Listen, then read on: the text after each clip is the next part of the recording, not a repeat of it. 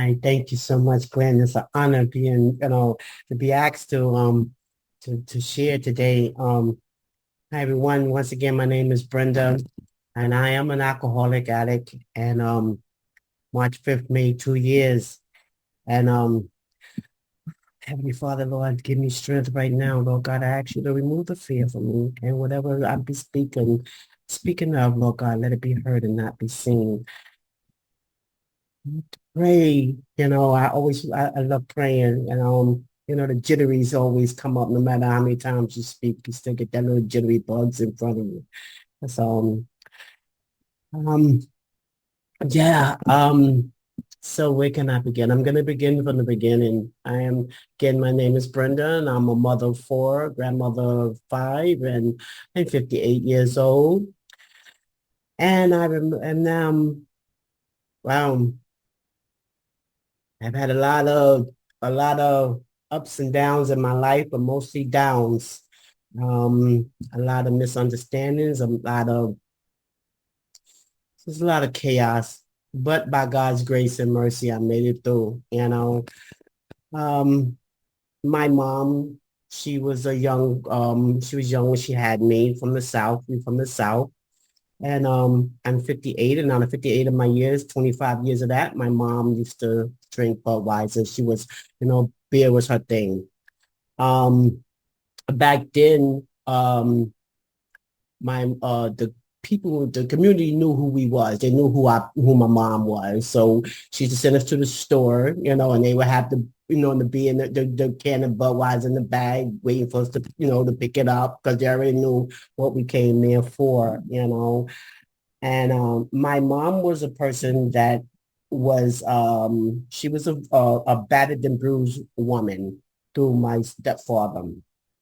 And during the time, me being the child that I was, I always tried to somewhat protect my mom.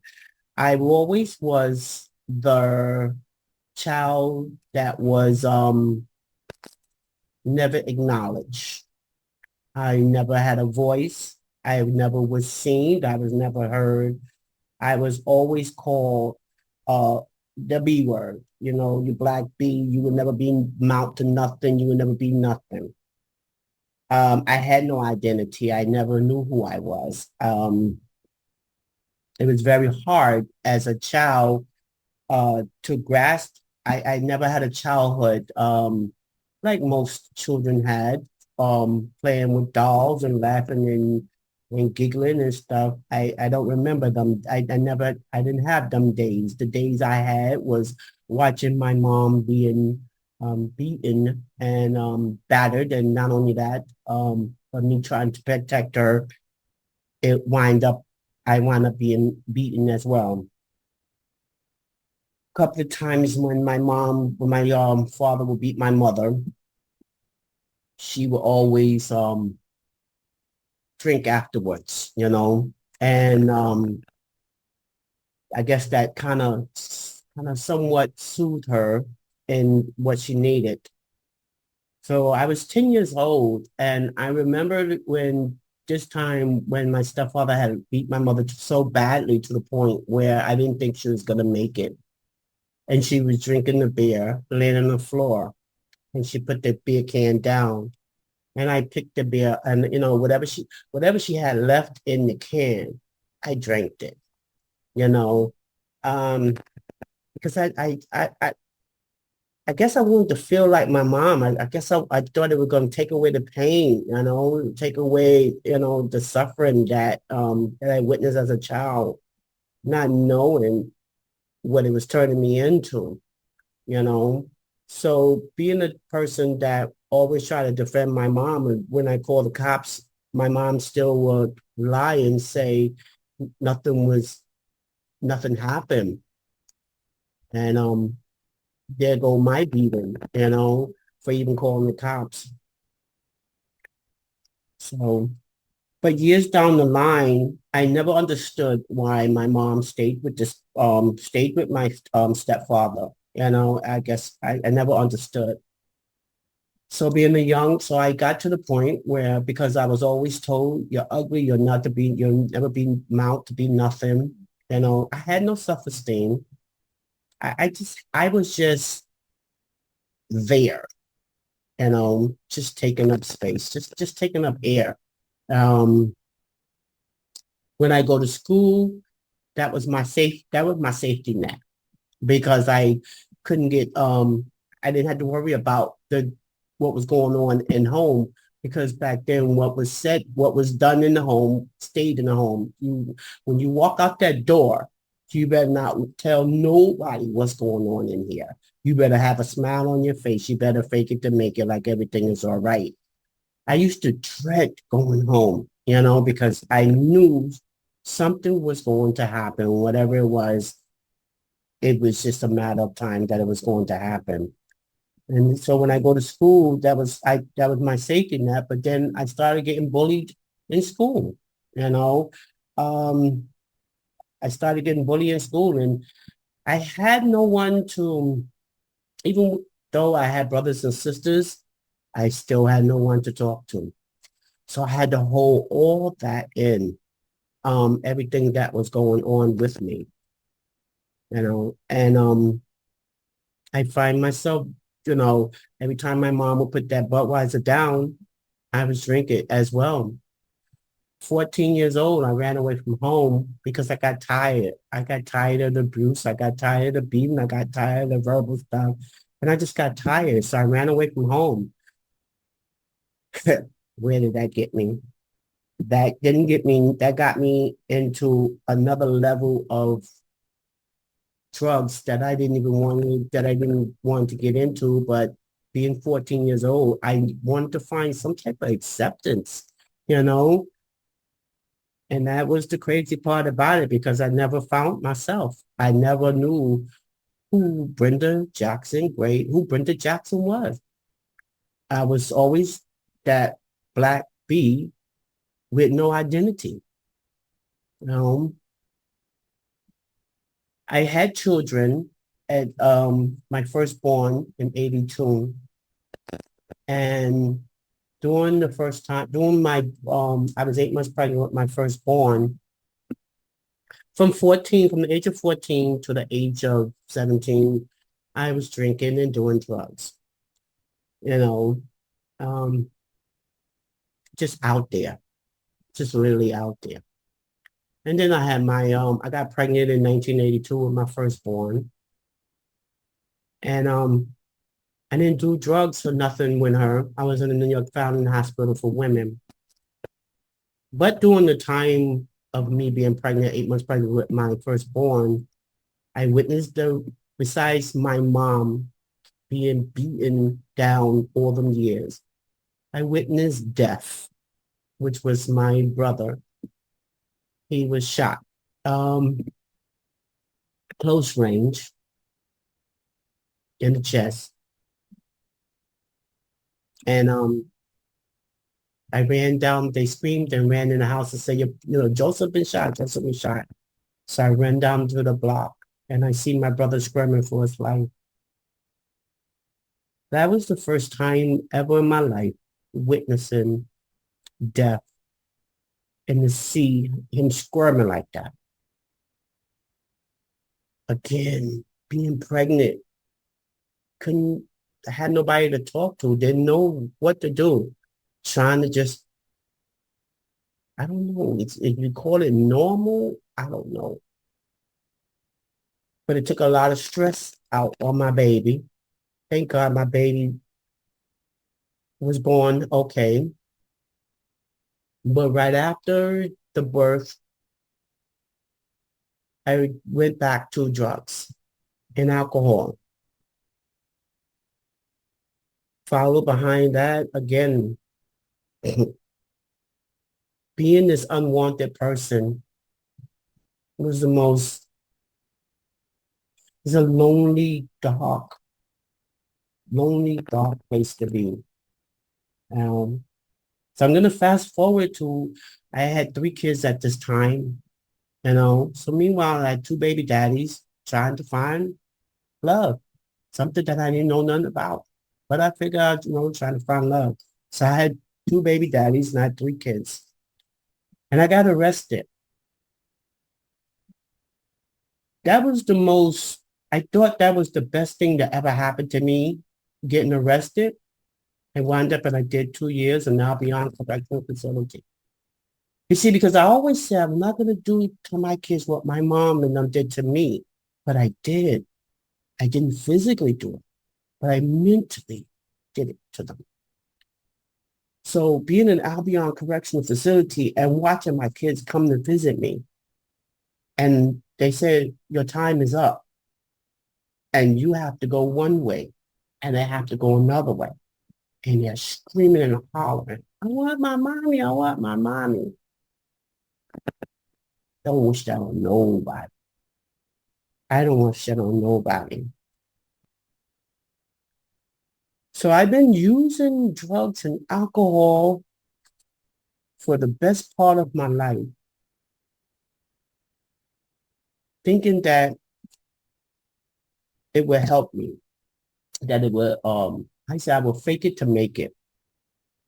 But then when I got home, when I did the time from when I came out of Albion Correctional Facility, I was clean for 10 years. But I wasn't clean for 10 years because I did it without a program. So I still had all that PTS drama, all that dead weight inside of me.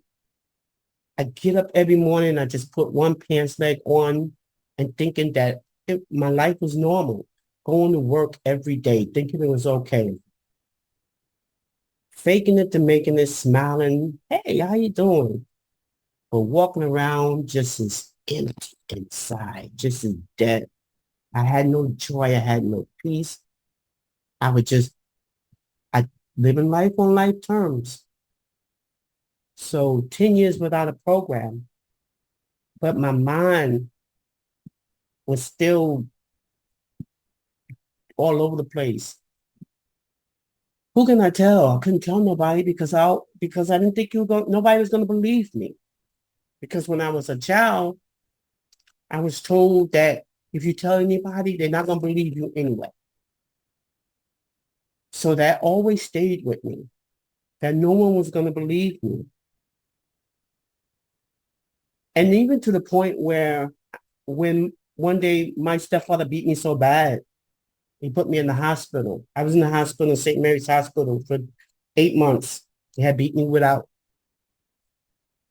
my clothes off. He had made me take my clothes off and he beat me with a extension cord. And my mom, she came up to the hospital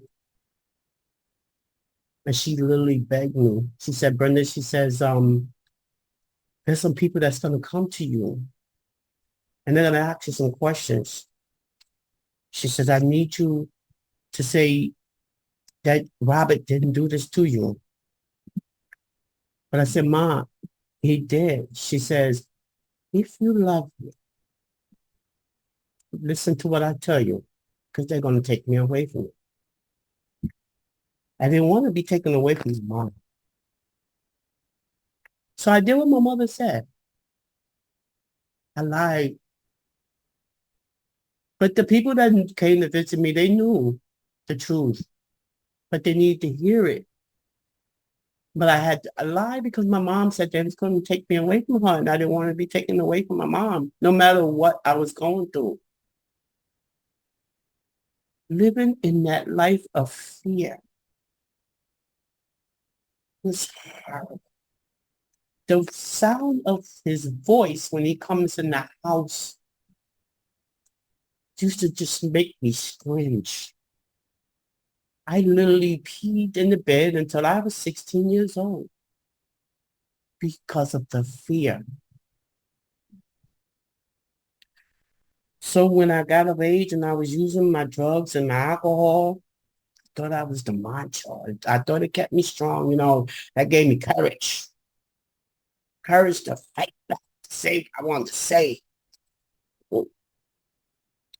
Yeah. For how long? Till I sober up and the problem still was there. I said what I said, but it didn't make a difference. because again, I was still that black bee that no one would hear me, no one would see me, no one would know me, no one would believe me. So I had 3 kids, which is the most great, beautiful thing that ever happened to me in my lifetime. Then I got married in 1999. I got married in 1994 to a beautiful person that treated me like a human being, treated me like a queen. But I didn't know that because of my upbringing, he was shortchanged a wife. I didn't know how to be a wife. I didn't know how to love him because of the upbringing.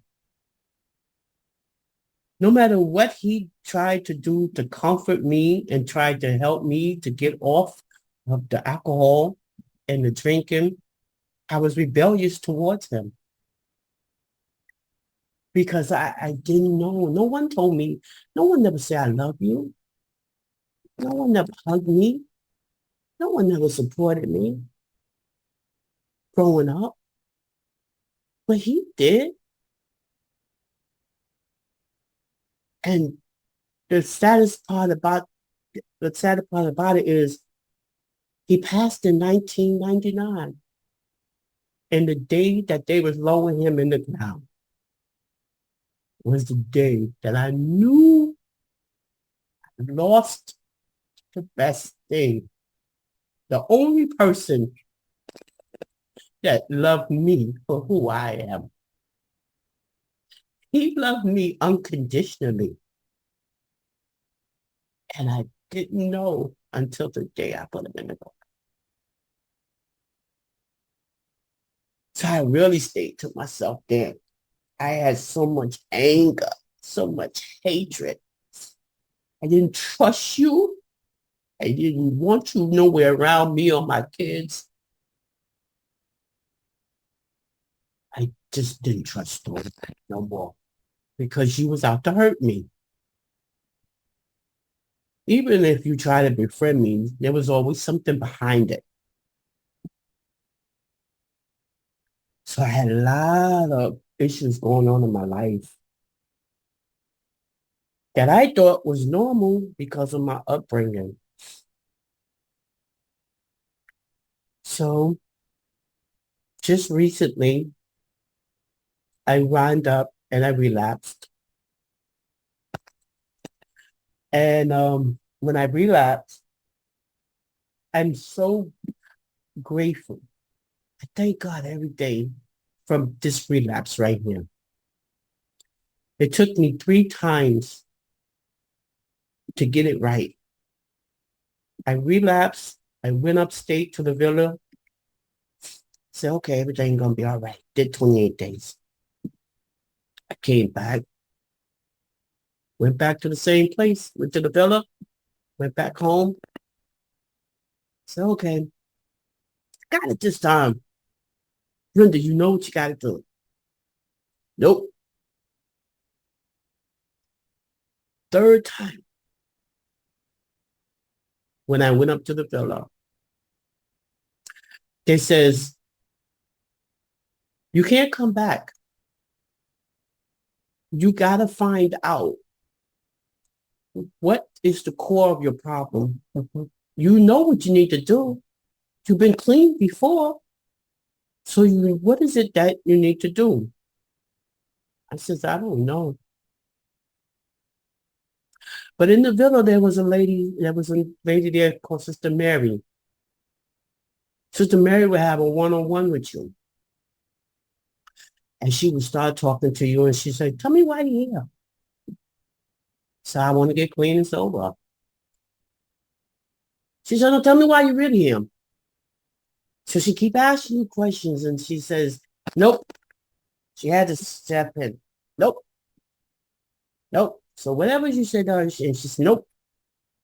But then when she keep asking the same question and you get it right, she said, now we talking. Sister Mary told me, she let it be known. She says, you gotta love that little girl inside of you. You see, because the second time that I relapsed, the second time when I came out the villa, I was in the house and I was getting high. And I looked in the mirror. And when I looked in the mirror, I didn't recognize this person. I was all disfigured. It was like a total stranger that I was looking at.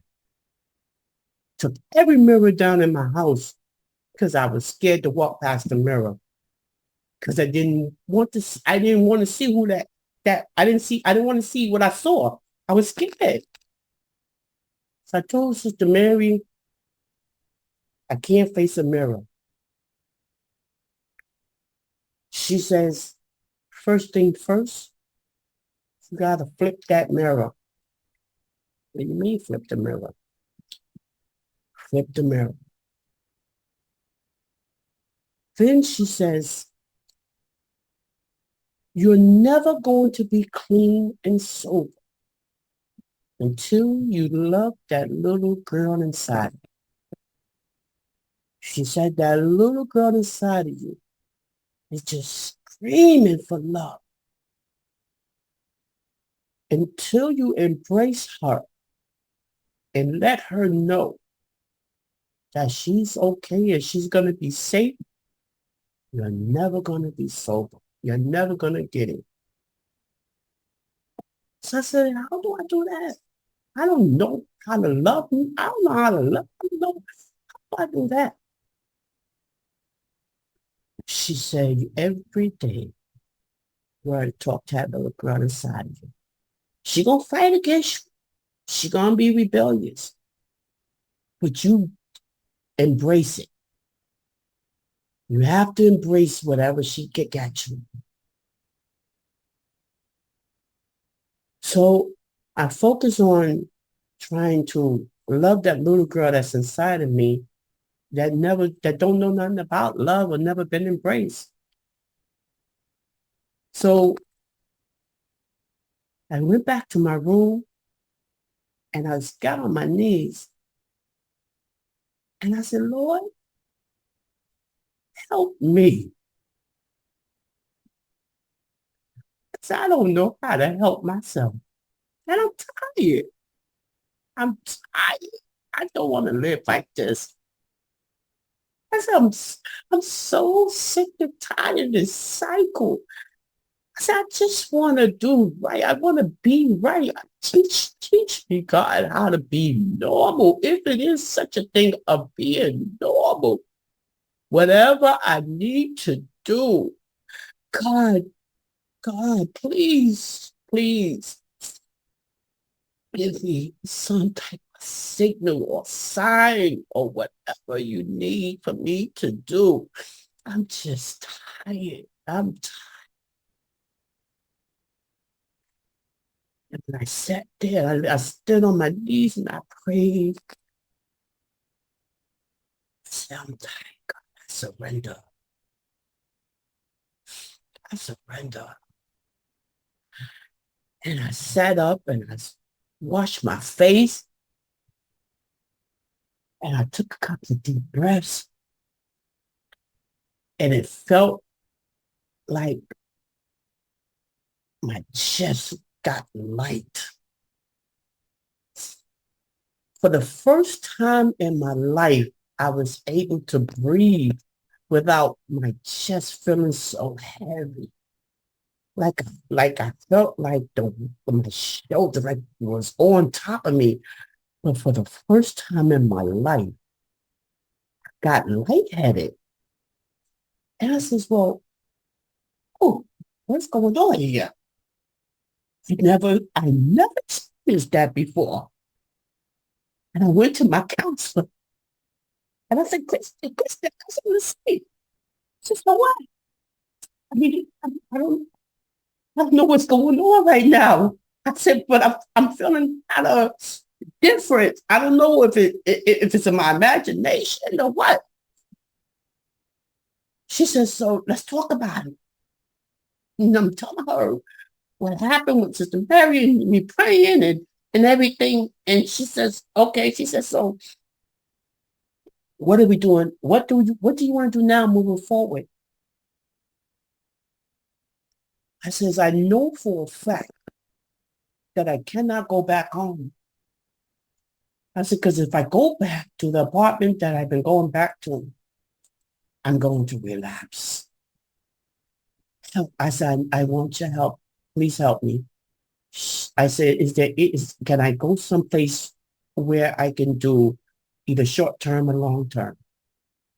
She said, we have what they call sober living. And I went into the sober living house straight from rehab. And that was the best thing that I ever did. I left everything. I left that apartment. I've been in that apartment for 21 years.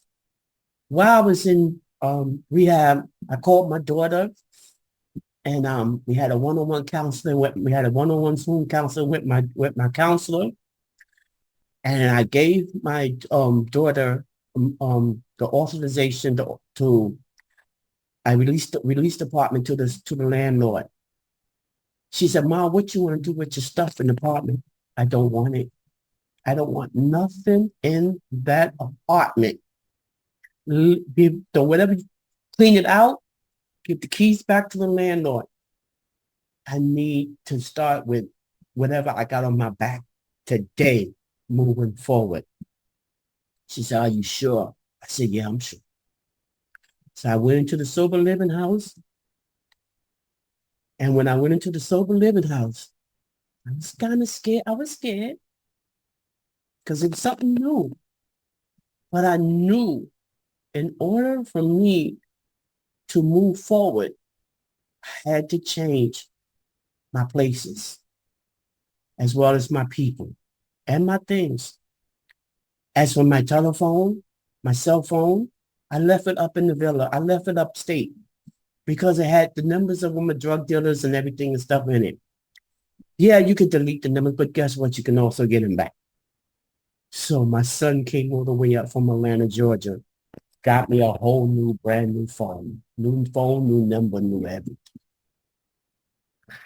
So I was in the sober living house. And while I was in the sober living house, I made sure to continue on to work on my recovery. Put God first. Always put God first. Make 90 meetings in 90 days. Now, when I came out of rehab, I had the sugar rush. I had all kinds of candy. I had a big bag of candy. I had everything in it. I'm in for the meeting. I'm eating all kinds of candy. I'm telling you, I'm making my meeting, but I got the candy. I couldn't stop. I had to have all this candy. Then I was told, cut off the candy, diabetes, diabetics and stuff. Because the alcohol got sugar in it. So I was replacing one thing. I was replacing one addiction for another addiction. So I had to wing myself off the candy, which was kind of hard because it was good. So it was kind of hard, but it was a blessing. I had my ups and downs in the sober living house, but I stayed. I stayed. And from there, moving forward, I got back in church. I'm spiritually grounded. I got involved. I got me a sponsor. Oh, yeah, I got me a sponsor. She a tough cookie, but I love her. But I'm grateful today for my relapse because without my relapse, I say God put people in your life for a reason or a season. And for that day, when Sister Mary made me see or had me to realize to see what I really need to do, I wouldn't be here today with the community that I have. I wouldn't be free. And today, guess what? I am not that black bee. My name is Brenda, and I am a beautiful woman. So when you call that B word out. I don't turn around no more and respond. I don't respond to that no more. Because back then, every time when someone said it, it was so, I was called it so much. I used to say, huh? But today, no, I don't respond. I am so grateful that I sleep at night knowing that I am at peace with myself. My chest is not cluttered. I don't feel as heavy as I am. I take care of myself first. God, then so. I make my doctor's appointments. I make my meetings. I do what I have to do to stay clean and sober. I'm in a new apartment. I've been in sober living for 1 year. I've been here. I got my new apartment April 10th. So it's 1 year coming up on April 10th to be 1 year. I'm in my new home. It's awesome. I have 5 things that I work on in my entire life. Every day I work on it. And the 5 things is that, for one, I don't try to please people no more. I'm not a people pleaser no more. And 2, fear changing. I'm not scared. I'm not afraid of change no more because I was afraid of I was very afraid of changing. And fear was embedded in my life so much to the point where,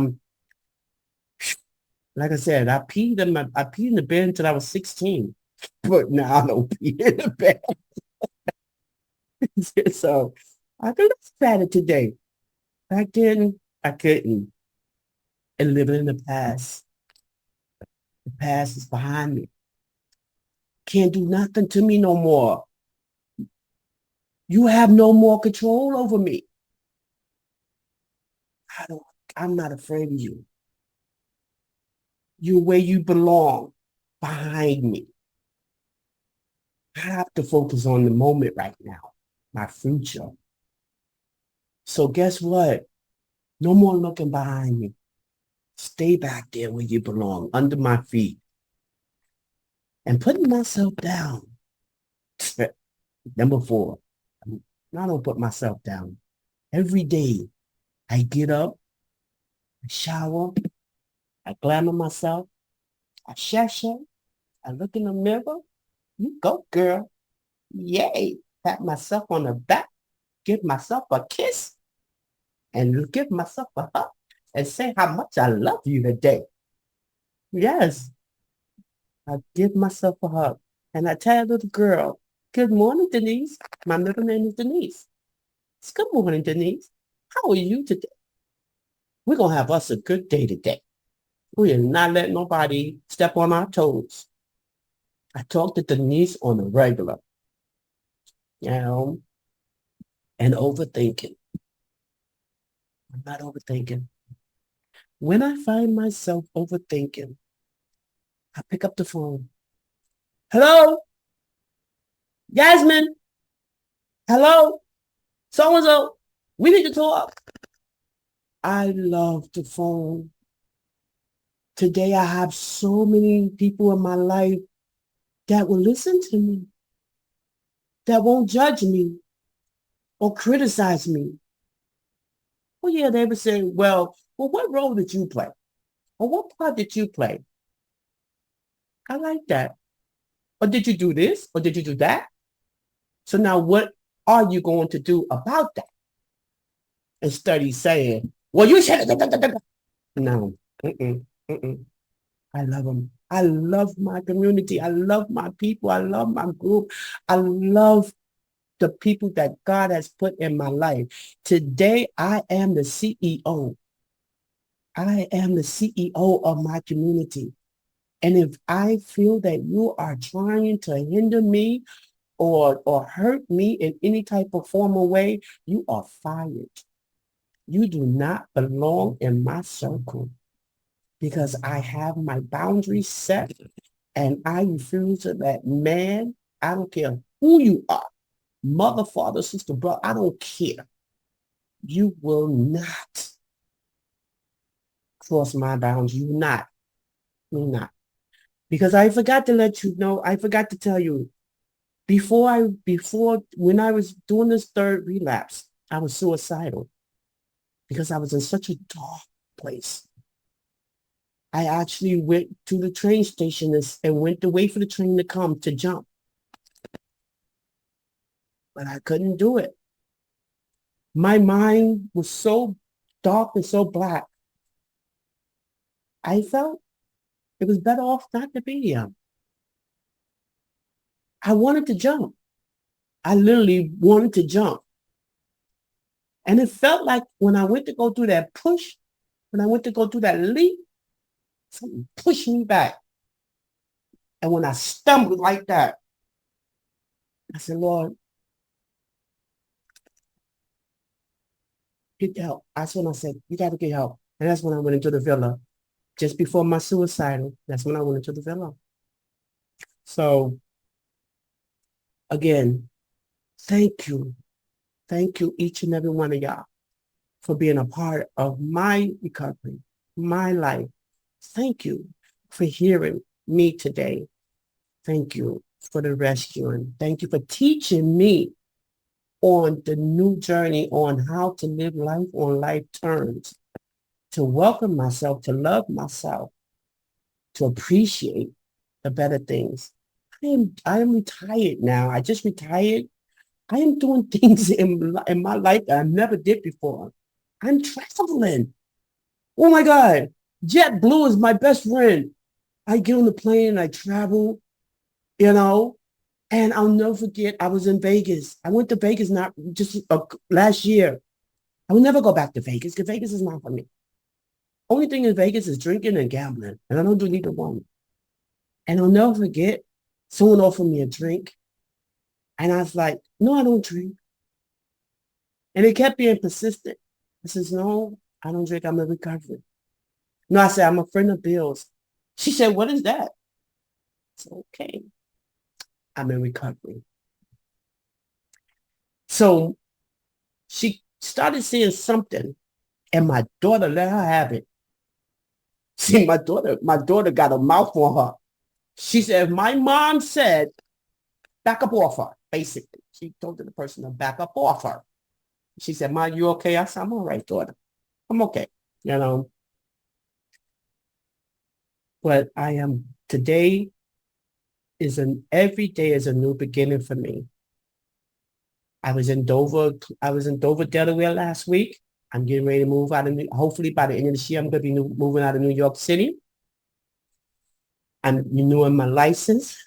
So it's a lot of things that I'm doing for me that I didn't do in a long time. Again, put God first, then me. And guess what? Today I tell my kids, I love you. How much I tell them I love them all the time. And thank you. And I appreciate you. These are the things that I wasn't telling my kids because it wasn't told to me. Then I call them and I'll be like, good night. Love y'all. See y'all in the morning. Oh my God. And they say, love you, Mom. They called me on my anniversary and they were like, Mom, we so proud of you. Happy anniversary. Happy anniversary. And I was like, go, Brenda, go, Brenda, go. Go, Brenda, go, Brenda, go. It's such a beautiful thing to have my kids a part of my journey. Me and my kids, my birthday is May 12th. For the first time in my entire life, me and my children are going on a cruise from May 11th to May 16th. Go figure. This broken person used to, yeah, I'm going on a cruise with my kids. I wouldn't have been able to do that if I'm still if I'm still in that frame of mind, if I didn't get the help, if I didn't totally surrender, if I didn't focus on the steps to get me a sponsor, if I'm not here where I'm at, where I need to be at here right now, releasing and letting go and receiving what is given to me. So I have a poem that I love to read before I close. and it's called the Two Wolves poem. A Cherokee is telling his grandson about a fight that is going on inside him. One is evil, envy, sorrow, regret, fearful thinking, greed, arrogance, self-pity, guilt, resentment, inferior, lies, false pride, superiority, and ego. The other is good, joy, peace, love, hope, serenity, humility, kindness, I can't say this word, benevolence, I'm sorry, empathy, generosity, truth, compassion, and faith. The grandson thought about it for a minute and then asked his grandfather, which wolf wins? The Cherokee simply replied, the one I feed. Today, I feed the good one. I refuse to feed the angry one, the bad one. Thank you for letting me share, and I hope someone got something out of it. Lynn, it's an honor. Thank you so much. And once again, my name is Brenda, and I am a truly blessed, recovering, grateful, recovered alcoholic addict.